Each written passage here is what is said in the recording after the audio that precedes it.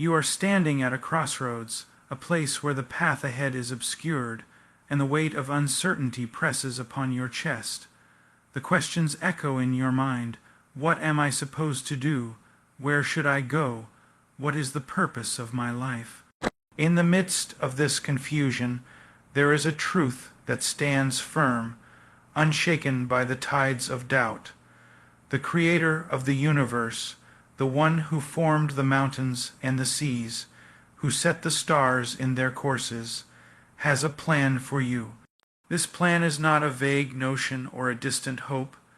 It is a deliberate, intentional design crafted with care and purpose. But here's the challenge. This plan is not something you can grasp with your intellect alone. It is not something you can achieve through sheer willpower or human effort.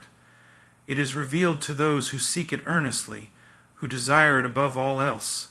The journey to understanding this plan begins with a heart surrendered. Not a half-hearted surrender, not a conditional surrender, but a complete and utter yielding to the will of the one who knows you better than you know yourself. This surrender is not a one-time event. It is a daily, moment-by-moment decision to trust, to obey, to follow. But surrender is not weakness. It is strength. It is the strength to let go of your own desires, your own ambitions, and to embrace the path that has been set before you, even when it leads through valleys of shadow and despair. It is the strength to say, "Not my will, but yours be done," even when the road ahead is unclear and the future uncertain. As you walk this path, you will encounter obstacles. There will be times when the way seems blocked, when doors appear closed, when the voices of doubt and fear rise up within you.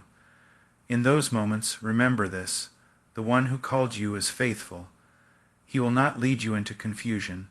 He will not abandon you in your time of need. He will make the way clear in His time and in His way. Trust in His timing. Trust in His methods. Trust in His goodness. He sees the end from the beginning. He knows what you need before you ask, and He will provide, not according to your expectations, but according to His perfect will. But be warned, this journey is not for the faint of heart. It is not for those who seek comfort, who desire ease, who wish to avoid hardship. It is for those who are willing to take up their cross daily, who are ready to lose their lives in order to find them. It is for those who are willing to follow, even when the path leads to suffering, even when the cost is great. For in the end, it is not about the destination. It is about the one you are following. It is about knowing Him, loving Him, serving Him. It is about becoming more like Him, reflecting His character, His love, His holiness. So, if you find yourself at that crossroads, uncertain of which way to go, remember this: the one who called you is faithful. He will show you the way, but you must be willing to follow, to trust, to obey. And as you do, you will discover that the path He has set before you is the path of life, the path of peace, the path of joy. Do not be afraid, do not be discouraged. The one who called you is with you. He will never leave you nor forsake you. He will guide you with His eye. He will lead you beside still waters. He will restore your soul. And in the end, you will look back and see that the path He led you on was the best path, the only path, the path that led to life and life abundant. You must fully surrender your own desires and control before you can discern the path meant for you. God's will is not shown to the self-reliant, but to the truly yielded. Understanding doesn't come before obedience. It comes through it.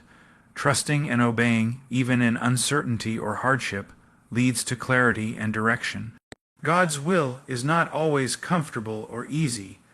Following it may cost you your comfort, reputation, or personal dreams, but it leads to eternal purpose and transformation. Even when the way is unclear, you are not abandoned. God's guidance is assured for those who continue to walk in faith and obedience.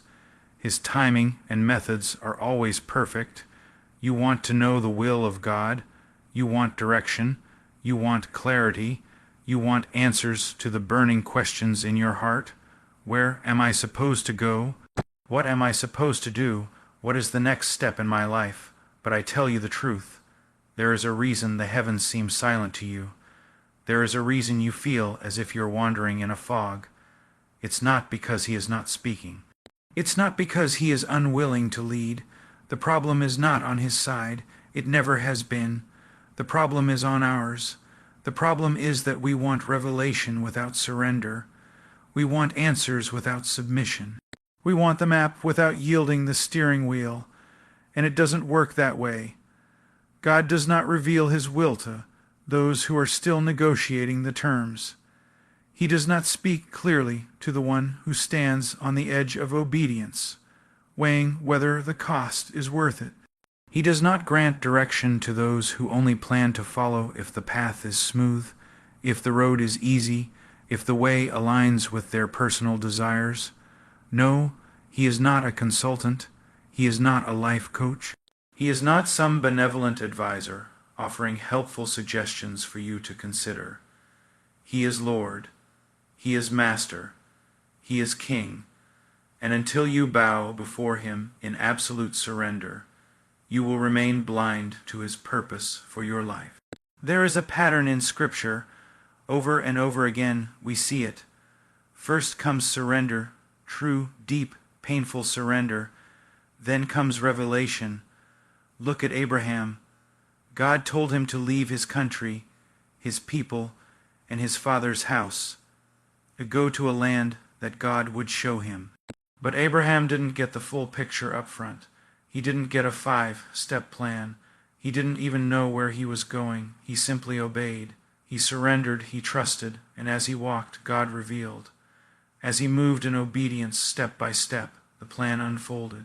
We want it the other way around. We say, show me where this leads, and then I'll decide whether I want to go. But that is not faith. That is not surrender.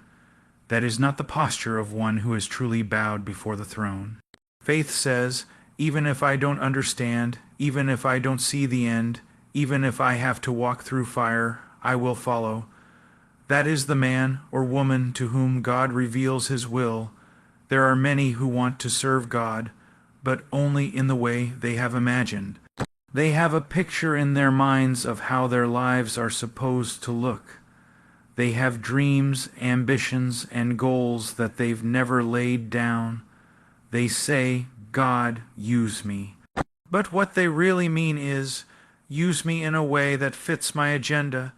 Use me in a way that doesn't disrupt my comfort. Use me as long as it looks impressive, as long as it gains the approval of others. But you cannot hold on to your own will and receive his. You cannot cling to your preferences and expect divine clarity. You must lay it all down. Surrender is not just about outward actions. It is a matter of the heart. You can be doing all the right things externally, attending services, serving in ministry, reading the Scriptures, and still be holding back in your heart. You can be busy doing the Lord's work while still resisting his authority in your personal life. Surrender means that nothing is off limits, nothing is yours anymore. Your future, your relationships, your reputation, your money, your dreams, all of it is placed on the altar. The reason some never find God's will is because they've never truly let go. They've never come to that breaking point where they say, Lord, whatever you want, wherever you lead, however you choose, I am yours. And until that moment comes, you will keep wandering in circles. You will keep crying out for direction and wonder why heaven is silent. But when the heart is fully surrendered, when the resistance is gone, when the pride is broken, then the voice comes, not always loudly, not always immediately, but unmistakably. Do not misunderstand this. Surrender does not earn you God's attention. It is not a transaction. It is not a currency by which you purchase revelation. It is simply the proper posture of the soul before its Creator. It is the acknowledgement that He is God and you are not. It is the recognition that you were bought with a price and you no longer belong to yourself. The surrendered life is not a special category for elite Christians. It is the baseline of genuine discipleship. And surrender is not a moment, it is a lifestyle. It is a daily decision to die to yourself. It is the willingness to let go again and again and again. Each day there will be things to release. Each day there will be battles between the flesh and the spirit. Each day your will must be laid down so that His may be done. And the more you walk in this kind of surrender, the clearer His leading becomes. Some of you are waiting for God to give you a mission, but you have not yet obeyed the last thing He told you. Why would He show you step 3 when you've ignored step 1? Why would He entrust you with greater responsibility when you haven't been faithful with the little things? Obedience in the mundane prepares you for obedience in the extraordinary. Faithfulness in the hidden things precedes usefulness in the public ones. If you are not surrendered in the quiet place, do not expect a booming voice in the storm. There is a lie in the modern age that says you can have Jesus and keep your life, that you can follow Him and still chase your dreams, that you can add Him to your schedule without letting Him redefine everything. But the gospel calls for death, death to self, death to pride, death to your plans. And only when you have died can you truly live. Only when the seed falls to the ground and dies does it bear fruit. There is no shortcut. There is no easy path. The cross always comes before the crown. There are many who envy those who walk in purpose, who walk in clarity, who walk in the fullness of their calling. They think, God speaks to them, but not to me. But if you look deeper, you will often find that these are people who have walked through fire. These are people who have surrendered much. These are people who have said, Yes, Lord, before the question was even asked. They are not perfect. They are not special. They are simply surrendered, and that is all God is looking for. He does not need your talent. He does not need your charisma. He does not need your resume or your network. He can do more with a weak, trembling soul that is fully surrendered than with the most gifted person who is still holding on. The power is not in the vessel. It is in the one who fills it. But the vessel must be empty before it can be filled. It must be clean. It must be yielded. So many are asking, what is God's will for my life? But the better question is, am I willing to do whatever He asks? Until that answer is yes, the question of direction is premature. You do not need a new word from God. You need to obey what He has already said. You need to come back to the altar, to lay down your idols, to renounce your independence, and to say, have your way in me. He reveals Himself to the hungry. He guides the broken. He speaks to the humble. But the proud, the self-sufficient, the double-minded, they remain in darkness. It is not that He hides Himself out of cruelty. It is that His voice is only heard by those who are truly listening. And the surrendered soul listens not to debate, not to consider, but to obey. What would happen if you stopped demanding answers and started offering yourself?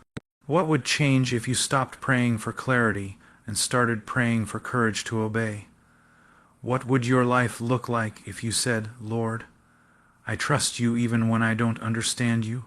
That is the place where the will of God becomes clear, not in the mind that insists on understanding everything, but in the heart that is willing to follow no matter what. Do not wait for everything to make sense. Do not wait until the cost seems manageable.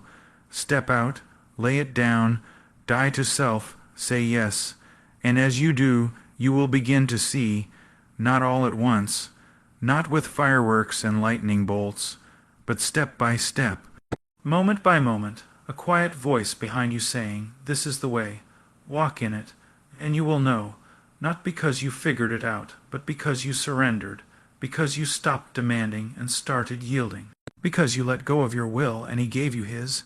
You say you want to know the will of God, you long for direction, you cry out in your prayers, Lord, what do You want from me?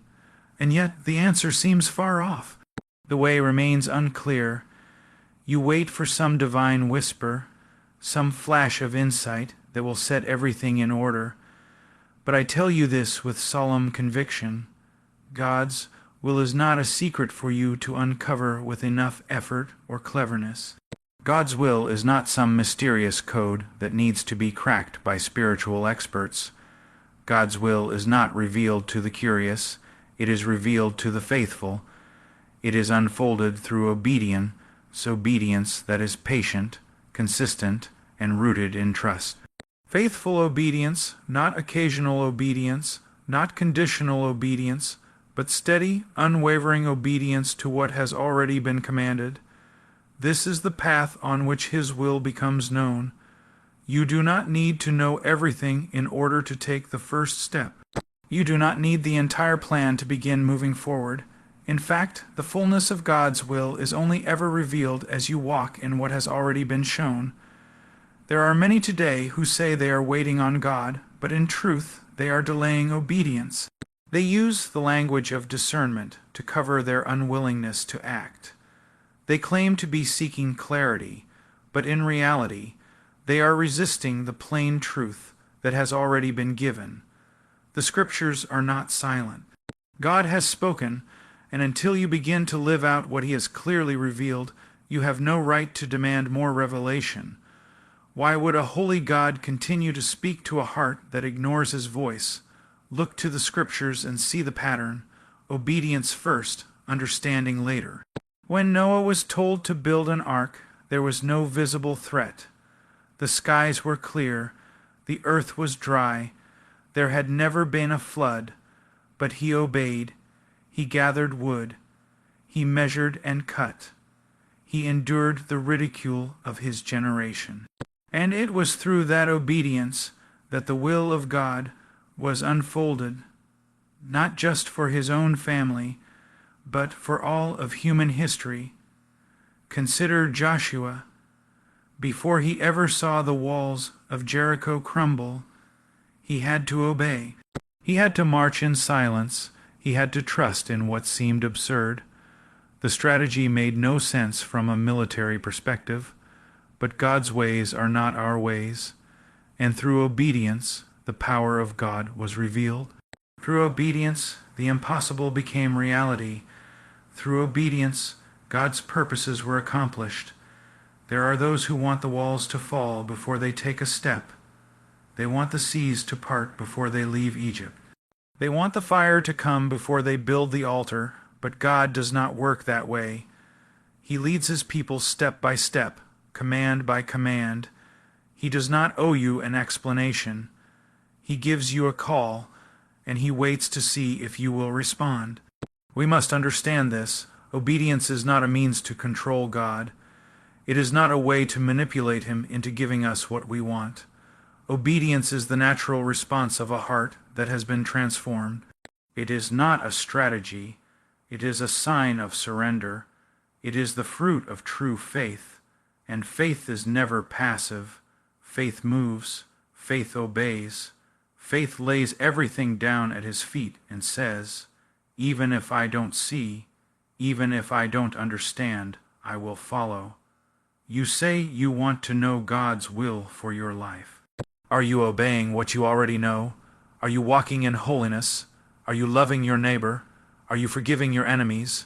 Are you serving the least of these? Are you being faithful in prayer, in purity, in humility? So many want to know the great and mighty plans of God, but they overlook the daily commands He has already spoken. The grand will of God is never separated from the simple commands of God. The road to your calling is paved with the bricks of everyday obedience. God does not bypass the small things. He watches how you respond to them. He watches how you live when no one is looking. He watches how you treat people who cannot reward you. He watches whether your yes means yes and your no means no. He watches how you handle what belongs to another man, and based on these things that seem small to us, He begins to unfold His greater plans. The will of God is not a path you discover through emotion. It is not found through feelings or spiritual highs.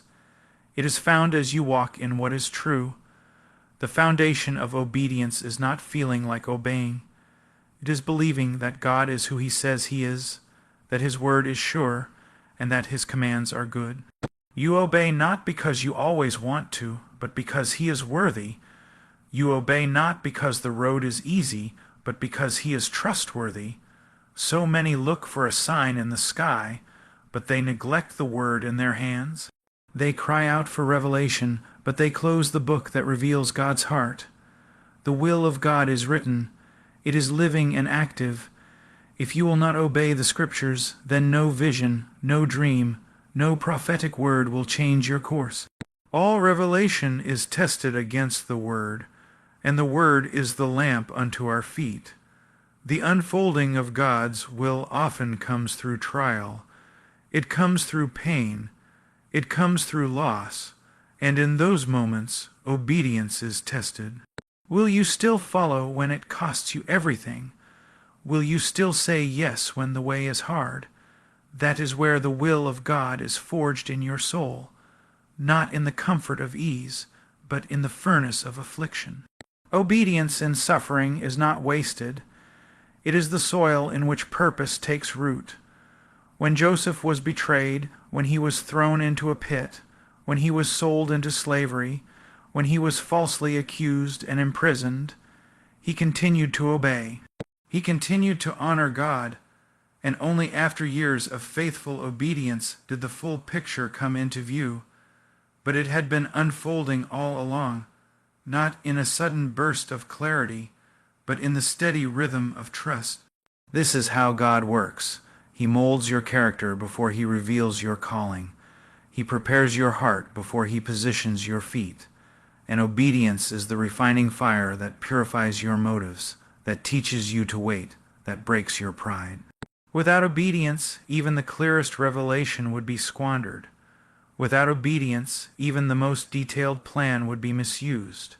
God is not slow to lead. We are slow to follow. We want instant answers. We want the whole blueprint, but God says, trust me, walk with me, obey me, and as you do, the path becomes clear. The light is not given all at once. It is given one step at a time. You take a step, and the next one is revealed. You walk in obedience today, and his will unfolds tomorrow.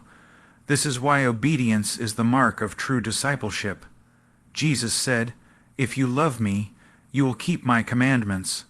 A love is not proven by passion alone. It is proven by obedience, and the one who obeys, not perfectly, but sincerely, is the one to whom more is given.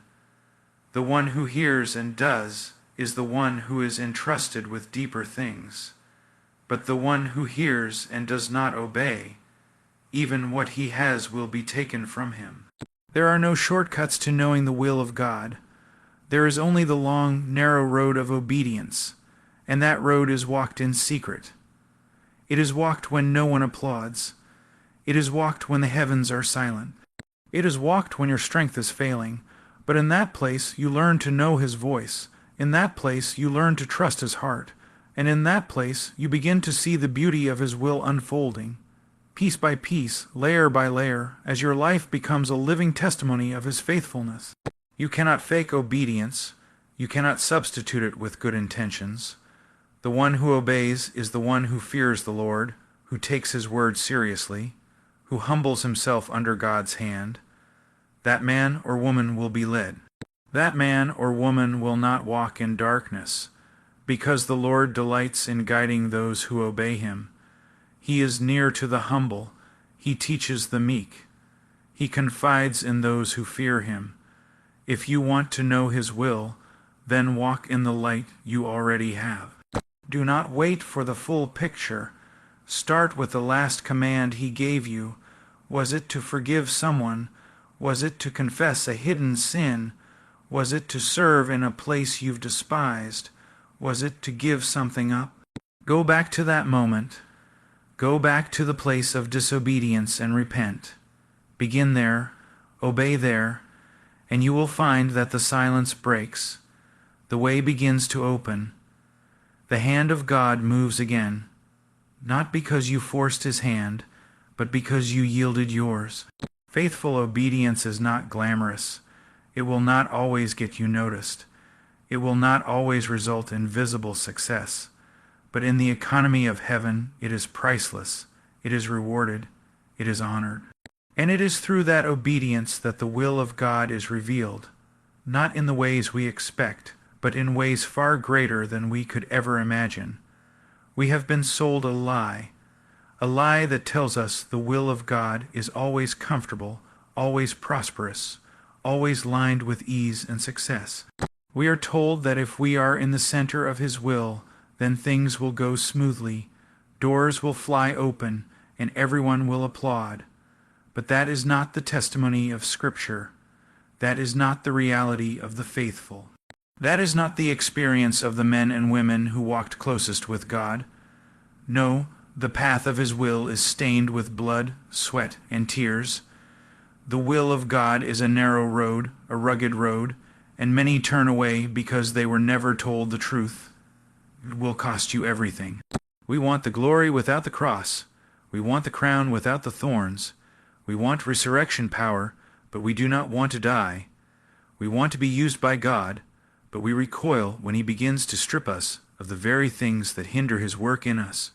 And so we stand at the threshold of obedience, unwilling to pay the price, and we wonder why His will remains a mystery to us.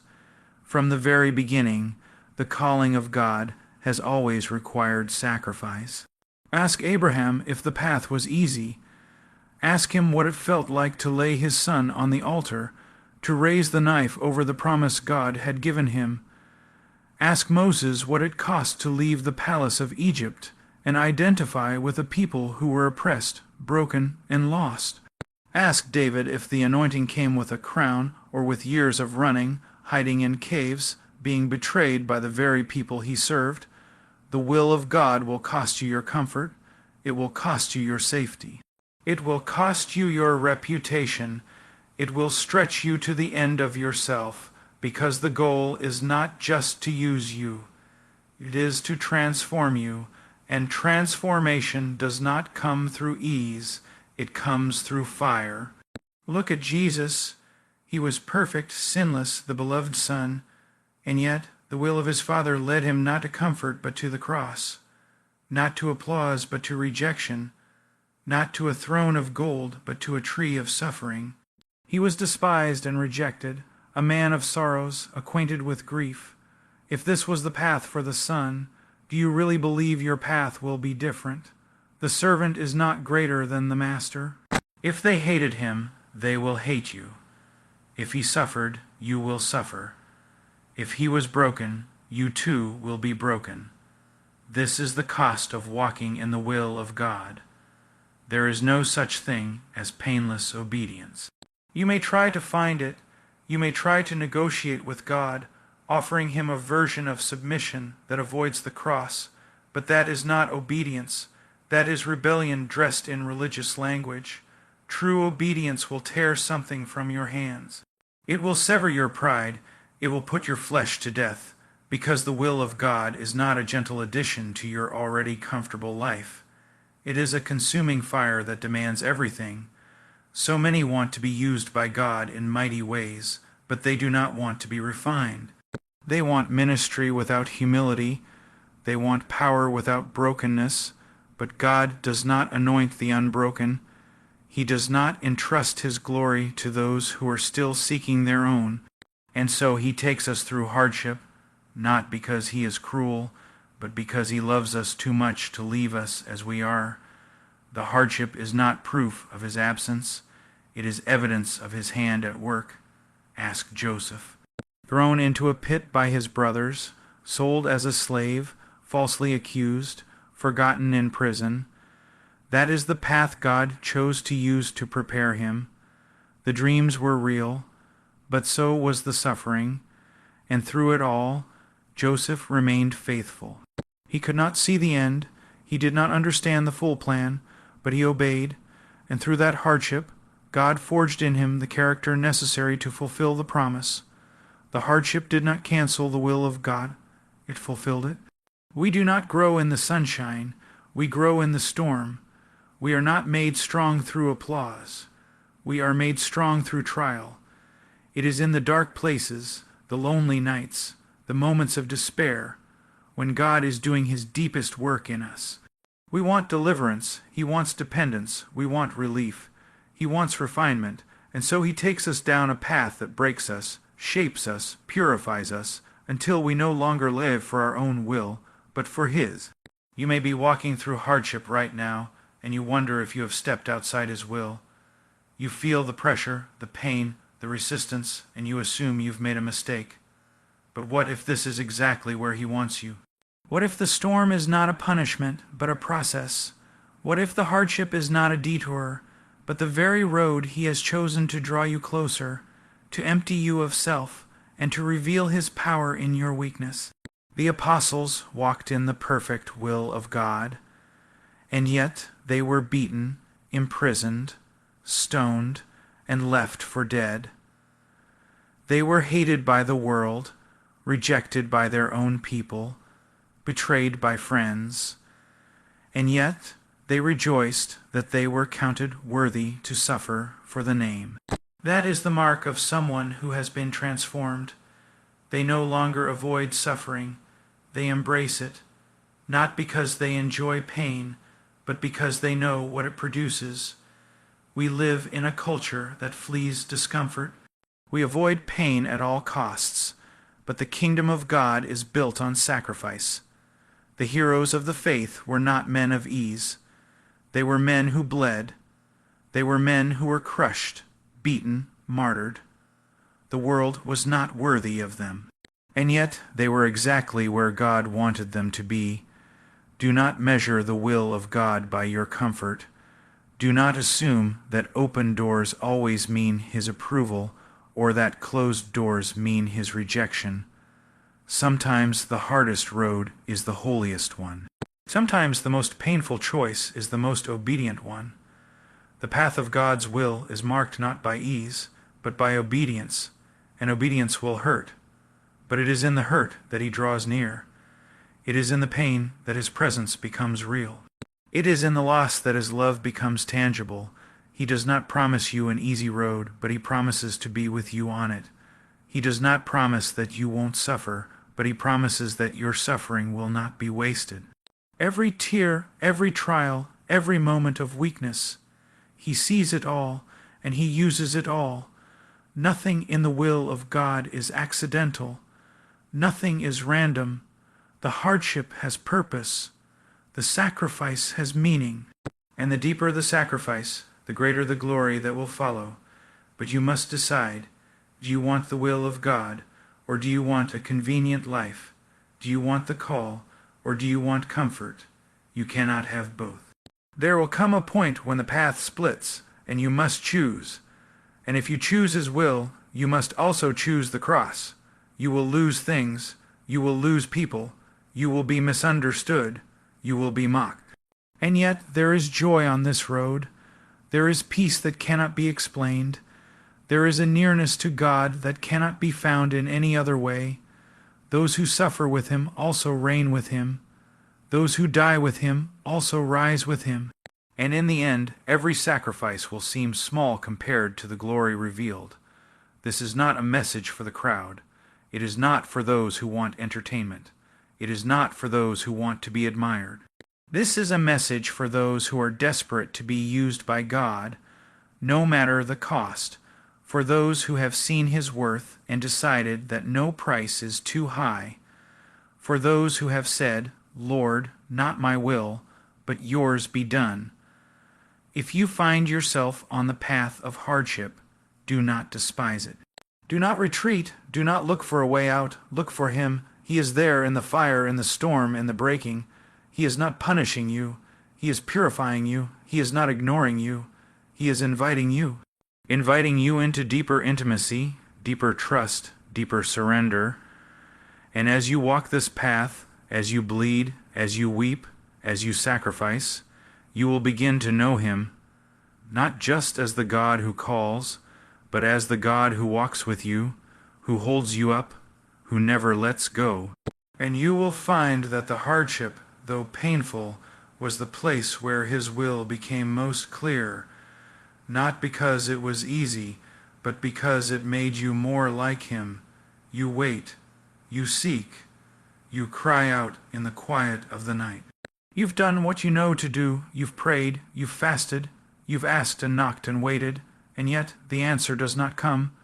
The direction you long for remains hidden, the door you hoped would open remains closed, and your heart, worn and tired, begins to whisper the question you dare not say out loud.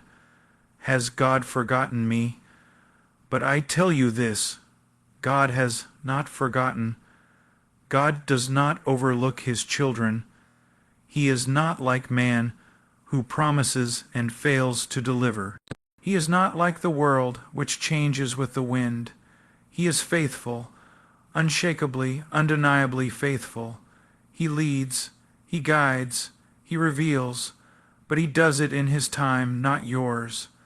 And therein lies the tension. We live in a world of instant gratification, where everything is available in a moment, but God works by a different clock.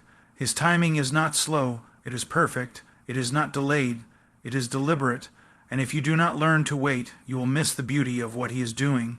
There is something God accomplishes in the waiting that cannot be done in the arriving.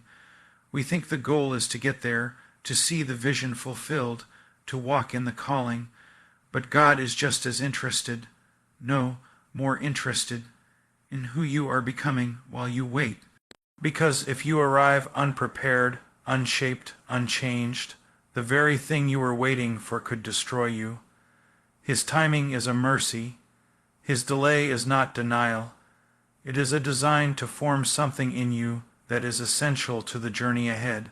Look at the ones he has used mightily. None of them were rushed into greatness. Joseph had dreams as a young man, but he did not walk in authority until he had been betrayed, sold, falsely accused, and imprisoned. Why? Because there were things that had to be burned out of him: pride, immaturity, presumption. Those cannot remain if you are to carry God's purpose, and so God, in his mercy, waits. He waits while you are in the pit. He waits while you are forgotten, and all the while he is working, not only on the circumstances, but on your soul. David was anointed king, and yet he returned to the sheep. He fought giants, served Saul, played the harp, and hid in caves before he ever wore the crown. Why the delay? Why the hardship? Because he was being shaped. God was testing him, training him, teaching him what it means to depend not on the throne, not on the people, not on the outcome, but on God alone. There is a lesson here for you.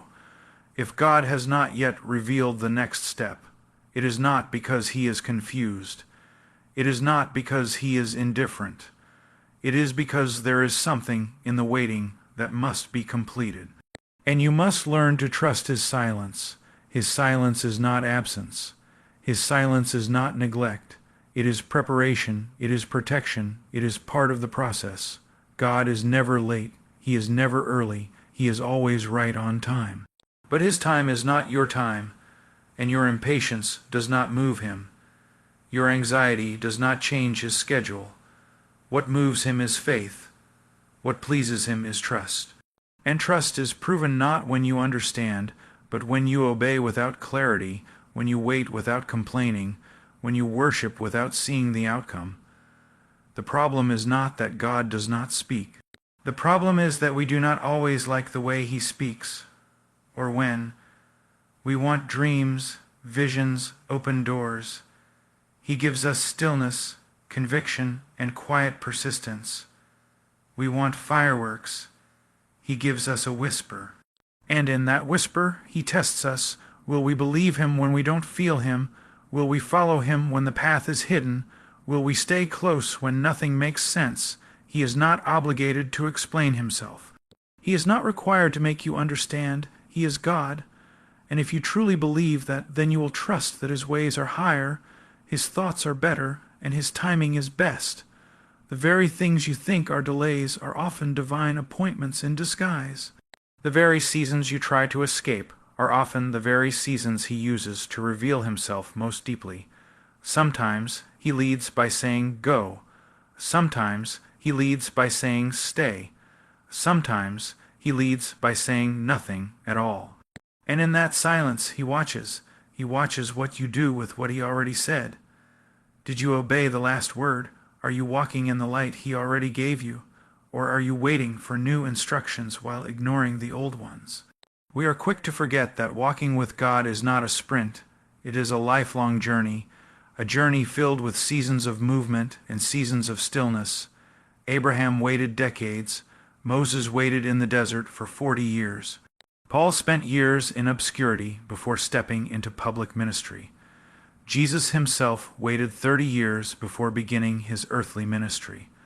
Are you greater than them? Are you more worthy of immediate revelation? No, you are not forgotten. You are not invisible. You are being refined. And if you rush the process, you will step outside of God's timing and reap the consequences. Many have done it. Many have run ahead. Many have forced open doors God had closed, and they paid dearly for it. There is a peace in waiting on God, not in passivity, but in active trust, in continuing to pray, continuing to serve, continuing to obey, even when you cannot see. He is not idle. He is aligning. He is orchestrating.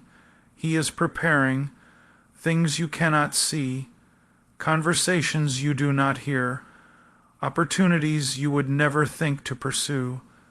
He is weaving it all together. And one day, at the right time, He will make it plain, not 1 second too early, not 1 second too late, but you must be faithful with today, faithful with the little, faithful in the unseen. This is how He leads. This is how He reveals, step by step, as you walk with Him. Not before you start walking, but as you move in obedience. You want the whole plan. He gives you just enough to trust Him, and in trusting Him, you learn what it really means to follow.